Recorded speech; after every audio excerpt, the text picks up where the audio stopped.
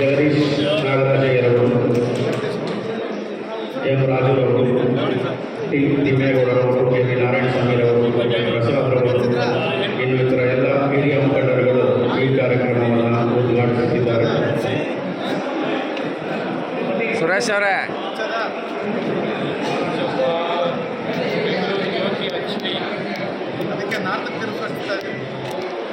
ಹಿರಿಯ ಮಹಿಳಾ ಕಾರ್ಯಕರ್ತರಂತ ಧನಲಕ್ಷ್ಮೀರವರು ಕಾರ್ಯಕ್ರಮದಲ್ಲಿ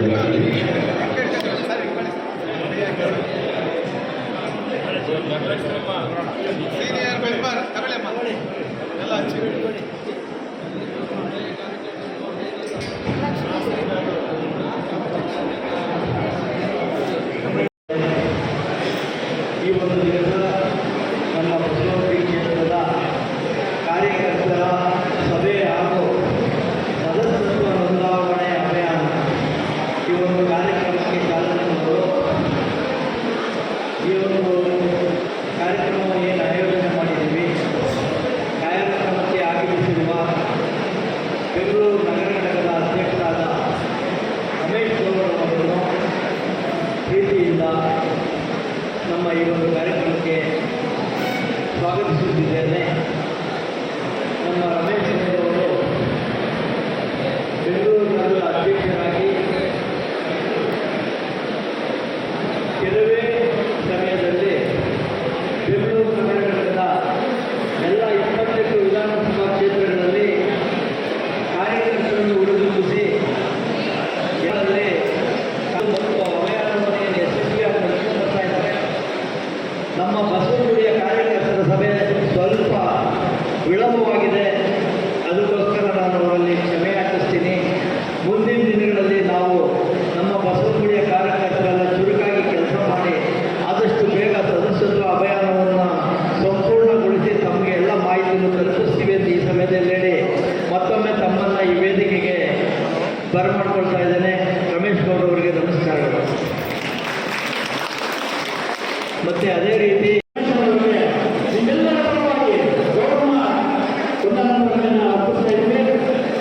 ನಿಮ್ಮೆಲ್ಲರ ಪರವಾಗಿ ಪ್ರೀತಿ ಋಣಿಯಲ್ಲ ಅರ್ಪಿಸ್ತಾ ಇದ್ದೇವೆ.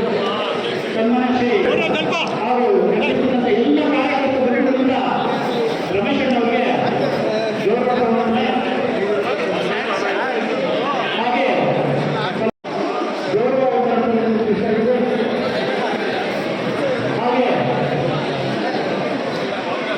ಜಗದೀಶ್ ಡಿ ನಾಗರಾಜರವರಿಗೆ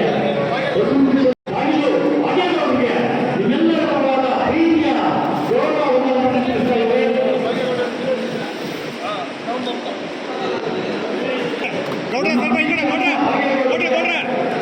ಎಷ್ಟು ಸನ್ಮಾನ ಮಾಡೋಲ್ಲ ಅವರ ನೆರವಿಗೆ ನಾವು ಇನ್ನಷ್ಟು ಅವರಿಗೆ ಶಕ್ತಿ ತುಂಬ ಸದಸ್ಯತ್ವ ನೋಂದಾವಣಿ ಕಾರ್ಯಕ್ರಮಕ್ಕೆ ಚಾಲನೆಯನ್ನು ನೀಡ್ತಾ ಇದ್ದಾರೆ. ಬೆಂಗಳೂರು ಮಹಾನಗರ ಜನತಾದಳ ಜಾತ್ಯತೀತ ಪಕ್ಷದ ಅಧ್ಯಕ್ಷರಾದ ರಮೇಶ್ ಗೌಡರವರು, ಟಿ ಎಸ್ ಶರಣರವರು, ಜಗದೀಶ್ ನಾಗರಾಜಯ್ಯರವರು, ಟಿ ತಿಮ್ಮೇಗೌಡರು. ಅದೇ ಥರ ಈಗ ತಿಮ್ಮೇಗೌಡರು ರಾಜು 10 ವರ್ಷ ಅಧ್ಯಕ್ಷರಾಗಿದ್ದರು. 10 ವರ್ಷ ಅಧ್ಯಕ್ಷರಾಗಿ ನನಗೆ ಮಾಡಬಾರ್ದಕ್ಕೆ ಪಾಪ ಎಲ್ಲ ರಾತ್ರಿ ಮಾಡಿ 2ನೇ ತಾರೀಕು ಜೆಡಿಎಸ್ನ ನಿಲ್ಲಿಸಿದ್ರು. ಅದರಲ್ಲಿ ತಿಮ್ಮೇಗೌಡರು ರಾಜು ಅವರು ಎಲ್ಲ ಪ್ರತಿಯೊಬ್ಬರು ಸಹಾಯ ಮಾಡಿದ್ದಾರೆ, ಇಲ್ಲ ಅಂತ ಹೇಳ್ತಿಲ್ಲ. ಅದೇ ಬೇಸಿಗೆ ಇಟ್ಕೊಂಡು ಇವತ್ತು ನಾವು ಬಿಜೆಪಿ ಜೆಡಿಎಸ್ ಎರಡು ಮೈತ್ರಿ ಆಗಿರ್ಬೋದು, ಆದರೂ ನಮ್ಮ ಜೆಡಿಎಸ್ ಬಲ ತೋರ್ಬೇಕು ಅಂತೇಳಿ ತಿಮ್ಮೇಗೌಡರ ಅಧ್ಯಕ್ಷ ಮಾಡಬೇಕು ಅಂತೇಳಿ ರಾಜು ಅವರಿಗೆ ಹೇಳಿ ಬಿಟ್ಕೊಟ್ಟಿದ್ವಿ. ಅವ್ರಿಗೆ ರಾಜು ಅವರಿಗೆ ಏನು ಒಮ್ಮತ್ತು ಕೊಟ್ಟರು ಅದೇ ಥರ ಒಮ್ಮತ ಕೊಟ್ಟು ಅವರು ಸಾಧಿಸಬೇಕಂತ ಎಲ್ಲರೆಲ್ಲ ಕೈ ಮುಗಿದು ನಿಮ್ಮಲ್ಲಿ ಕಳ್ಕೊಳ್ಳೋದಾಗಿ ಕೇಳ್ಬೋದು. ಇವತ್ತು ಏನು ತಿಮ್ಮೇಗೌಡರಿಗೆ ಆಗಲಿ ರಾಜು ಅವರಿಗೆ ನೀಡ್ಕೊಂಡು ಸ್ಥಾನವನ್ನು ಕೊಡಬೇಕು ಅಂತ ಹೇಳಿ ನೀವೆಲ್ಲರೂ ಒತ್ತಾಯ ಮಾಡ್ಕೊತಾರೆ. ರಾಜು ಅವರಿಗೆ ಬೆಂಗಳೂರು ನಗರಕ್ಕೆ ಮೆಟ್ರೋ ರೈಲನ್ನು ಕೊಟ್ಟಿದ್ದನ್ನ ಹೇಳಿದ್ರು. ವಿಷಯ ಆಧಾರಿತ ಮಾತಾಡಿದ್ರು.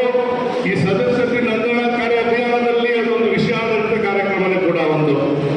ಯಾಕೆಂದ್ರೆ ನಾವು ಸದಸ್ಯರನ್ನ ಮಾಡಬೇಕು ಅಂದ್ರೆ ಪಕ್ಷದ ಕಾರ್ಯಕ್ರಮಗಳು, ಕೊಡುಗೆಗಳು, ನಮ್ಮ ನಾಯಕರು ಕೊಟ್ಟಂತಹ ಕೊಡುಗೆಗಳನ್ನೆಲ್ಲ ನಾವು ಜನಸಾಮಾನ್ಯರಿಗೆ ತಿಳಿಸ್ಬಿಟ್ಟು ಅವ್ರನ್ನ ಸದಸ್ಯರನ್ನ ಮಾಡಬೇಕಂತದ್ದು ಒಂದು ಒಳ್ಳೆಯ ಉದ್ದೇಶ ಕೂಡ ಆಗಿರುತ್ತೆ. ಆದರೆ ಮೊಟ್ಟ ಮೊದಲ ಬಾರಿಗೆ ಕುಮಾರಣ್ಣನವರು ಬೆಂಗಳೂರು ನಗರಕ್ಕೆ ಮೆಟ್ರೋನ ಕೊಟ್ಟರು. ದೇಶಕ್ಕೆ ಮೊಟ್ಟ ಮೊದಲ ಬಾರಿಗೆ ಮೆಟ್ರೋ ರೈಲನ್ನು ತಂದಿದ್ದು ಯಾರು ಅಂತ ನಮಗೆ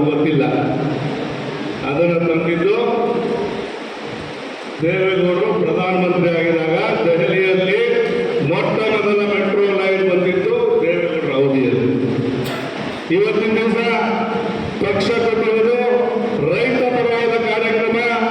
ನಮ್ದು ಗ್ರಾಮೀಣ ಪಕ್ಷ ಅಂತಾನೆ ಇರ್ಬೋದು, ಅದು ಬಹಳ ರೈತ ಪರವಾದ ಕಾರ್ಯಕ್ರಮ ಆದರೂ ಸಹ ಬೆಂಗಳೂರು ಬಸವನಗುಡಿ ಕ್ಷೇತ್ರಕ್ಕೆ ಅದು ಪ್ರಭಾವ ಬಹಳ ಬೀರ್ತದೆ.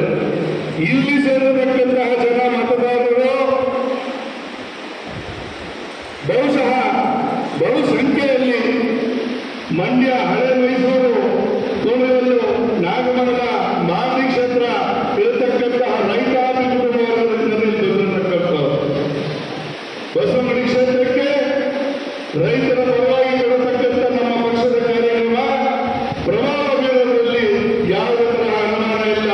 ಅವರ ಸ್ವಕ್ಷೇತ್ರ, ಸ್ವಂತ ಮನೆಯಲ್ಲಿ ಅವರ ಹಿರಿಯರು ನೆಮ್ಮದಿಯಾಗಿದ್ದಲ್ಲಿ ನಾವು ಬಸವನಗುಡಿಯಲ್ಲಿ ನೆಮ್ಮದಿಯಾಗಿರ್ಬೋದು. ಅದು ನಮ್ಮ ಪಕ್ಷ ಕೊಟ್ಟಿರತಕ್ಕಂಥ ಕಾರ್ಯಕ್ರಮ. ಇಲ್ಲಿ ಬಹಳ ಜನ ನನ್ನ ಆತ್ಮೀಯ ಸ್ನೇಹಿತರಿದ್ದಾರೆ. ಇಲ್ಲಿ ಎಲ್ಲ ಸುಮಾರು ಜನ ಆಟೋ ಚಾಲಕರಿದ್ದಾರೆ. ನಮ್ಮ ಪಕ್ಷ ಅವಾಗ ಜನತಾದಳ ಜಾತ್ಯತೀತ ಅನ್ನೋದಕ್ಕಿಂತ ಮುಂಚೆ ಜನತಾದಳ JDU ಅಂತ ಪಕ್ಷ ಅಂತ ಒಂದಿತ್ತು, ನಮ್ದು ಜನತಾ ಪಕ್ಷ ಅಂತ ಕೂಡ ಇತ್ತು. ಅವತ್ತಿನ ದಿವಸ ಕೂಡ ದೇವೇಗೌಡರು ಅದರಲ್ಲಿ ಬಹಳ ಪ್ರಭಾವವಾಗಿದ್ರು. ಇವತ್ತಿನ ದಿವಸ ಪರ್ಮನೆಂಟ್ ರೋಡ್ ಟ್ಯಾಕ್ಸ್ ಅಂತ ಏನಾದ್ರು ವಾಹನ ಚಾಲಕರಿಗೆ ಮಾಡಿದ್ರೆ ಅದು ಜನತಾ ಪಕ್ಷದ ಕೊಡುಗೆ. ಅದು ಕೂಡ ನಮ್ಮ ದೇವೇಗೌಡರ ನಾಯಕತ್ವದ ಮಾರ್ಗದರ್ಶನದಲ್ಲಿ ಅವತ್ತಿನ ಸಾರಿಗೆ ಸಚಿವರು ಮಾಡಿದಂಥದ್ದು ಅಂತ ಹೆಮ್ಮೆಯಿಂದ ಹೇಳಕ್ಕೆ ಇಷ್ಟಪಡ್ತೇನೆ. ಇವತ್ತು ಪಕ್ಷದ ಸದಸ್ಯತ್ವ ನೋಂದಣಿ ಅಭಿಯಾನ ನಡೀತಾ ಇದೆ.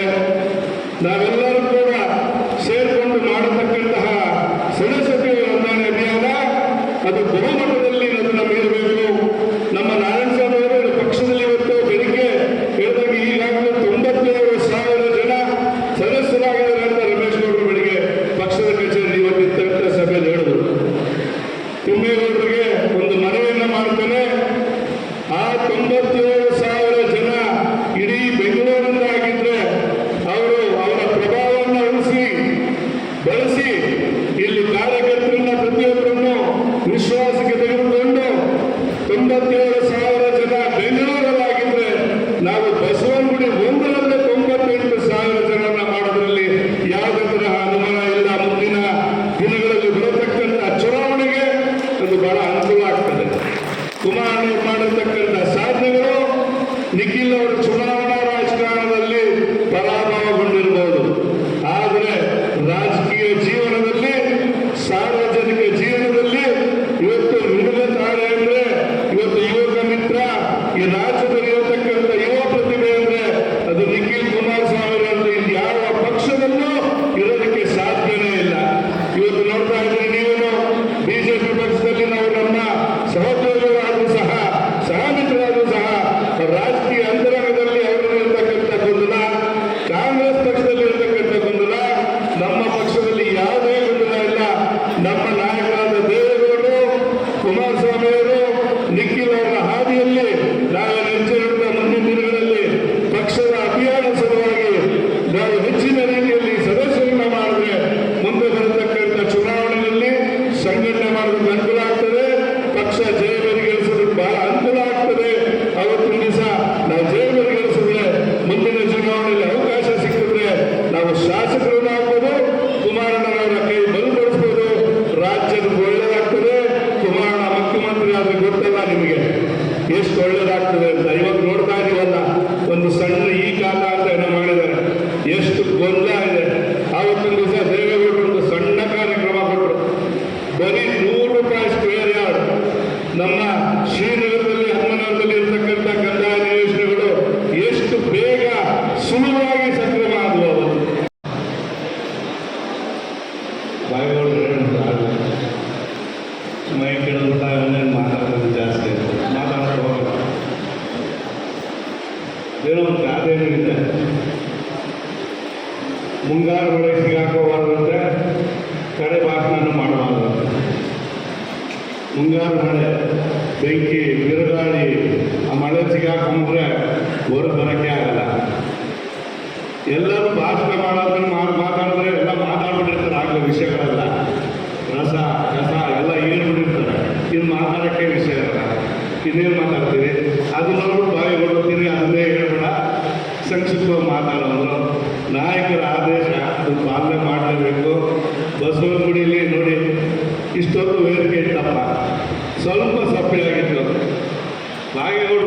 ಎಲ್ಲರೂ ಹುಮ್ಮಸ್ ಬಂದೇ ಬರ್ತದೆ. ಅದು ನಾಯಕತ್ವದ ಗುಣ ಅಂದರೆ ಬಾಗೇಗೌಡರಂತೆ. ಬಸವನಗುಡಿ ಬಾಗೇಗೌಡರು ಇಲ್ಲದಂತಹ ಬಸವನಗುಡಿ ಉಪ್ಪಿಲ್ಲ ಅಡುಗೆ ಮಾಡಲಿಲ್ಲ, ರುಚಿನೇ ಇರೋದಿಲ್ಲ.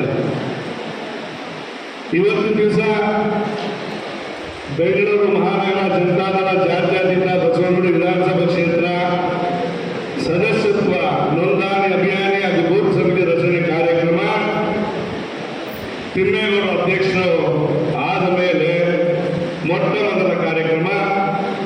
ಕಾರ್ಯಕರ್ತರು ಸೇರತಕ್ಕಂಥ ಈ ಮಹಾಸಭೆಯಲ್ಲಿ ಅಧ್ಯಕ್ಷತೆಯನ್ನು ವಹಿಸತಕ್ಕಂತಹ ಬೆಂಗಳೂರು ನಗರ ಅಧ್ಯಕ್ಷರಾದ ರಮೇಶ್ ಗೌಡ್ರೆ, ವಿಧಾನ ಪರಿಷತ್ ಸದಸ್ಯರಾದ ಶರವಣರವರು, ಬೆಂಗಳೂರು ದಕ್ಷಿಣ ಅಧ್ಯಕ್ಷರಾದ ತುಳಸಿರಾಮ್ರವರು, ನಮ್ಮ ನಾಯಕರಾದ ಬಾಗೇಗೌಡರು, ನಾರಾಯಣಸ್ವಾಮಿ ಅವರು, ಇನ್ನೂ ಅನೇಕ ನಾಯಕರು ಎಲ್ಲರೂ ಹೆಸರಾದ್ರೆ ಬಾಗೇಗೌಡರು ಕೊಟ್ಟರೆ ಟೈಮು ಮುಗಿದೋಗ್ತದೆ.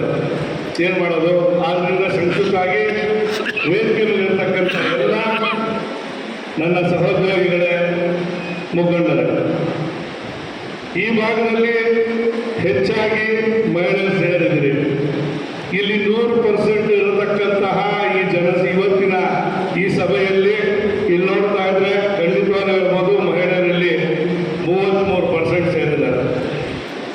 ಈ 33% ಏನಕ್ಕೆ ಹೇಳ್ತಾ ಇದ್ದೀನಿ ಅಂತಂದ್ರೆ, ಈ 33% ಅನ್ನೋ ಅಂಕಿಯನ್ನ ತಂದದ್ದೇ ನಮ್ಮ ನಾಯಕರಾದ ದೇವೇಗೌಡರು. ಇದನ್ನ ತಾವು ಮರಿಬಾರದು ಯಾವತ್ತೂ ಕೂಡ. ಇವತ್ತು ನಿಮಗೆ ರಾಜಕಾರಣದಲ್ಲಿ, ಚುನಾವಣಾ ರಾಜಕೀಯದಲ್ಲಿ ಮೀಸಲಾತಿ ಸಿಗಬೇಕು 33% ಅನ್ನೋದು ದೇವೇಗೌಡರ ಕಾರಣ. ಇವತ್ತು ನೀವು ಸಹ ಮುಂಬರುವ ಬಿಜೆಪಿ ಚುನಾವಣೆಯಲ್ಲಿ ಸ್ಪರ್ಶದಕ್ಕೆ ಒಂದು ಅವಕಾಶ ಕೊಟ್ಟವರು ದೇವೇಗೌಡರು.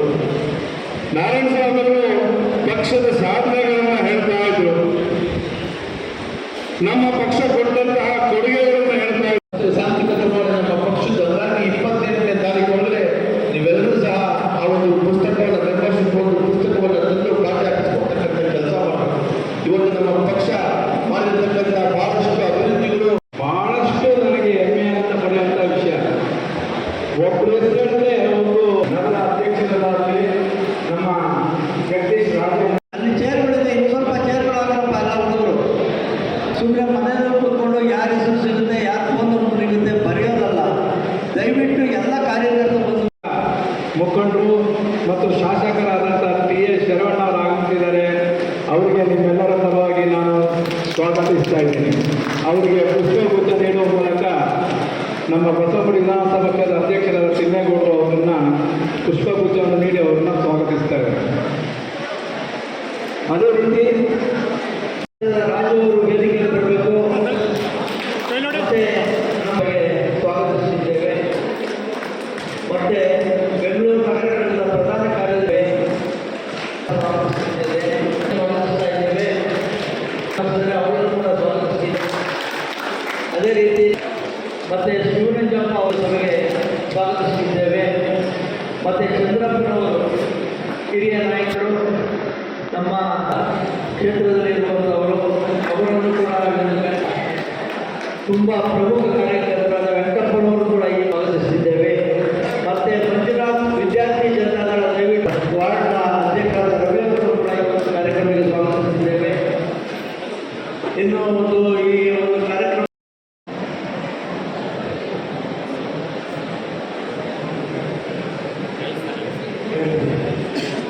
ನಮ್ಮ ಕಾರ್ಯಕರ್ತರು ಇವಾಗ ರಮೇಶ್ ಅವರಿಗೆ ಮತ್ತೆ ಜಗದೀಶ್ ಅವರಿಗೆ ಪುಷ್ಪಗುಚ್ಛವನ್ನು ತಲುಪಿಸಬೇಕು ಅಂತ ಕೇಳ್ಕೊತಾ ಇದ್ದೀನಿ.